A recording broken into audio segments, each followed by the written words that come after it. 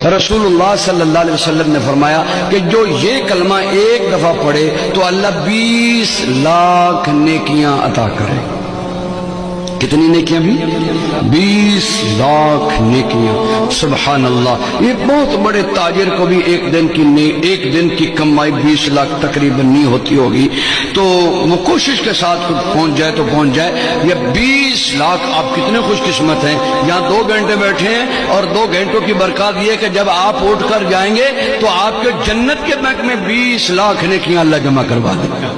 وہ کلمہ کیا ہے؟ سارے پڑھیں، بسم اللہ الرحمن الرحیم، لا الہ الا اللہ وحدہ لا شریک لہ احدا صمدا لم یلد ولم یولد ولم یکن لہ کفوا احد۔ جس نے پڑھا اس کو مبارک ہو۔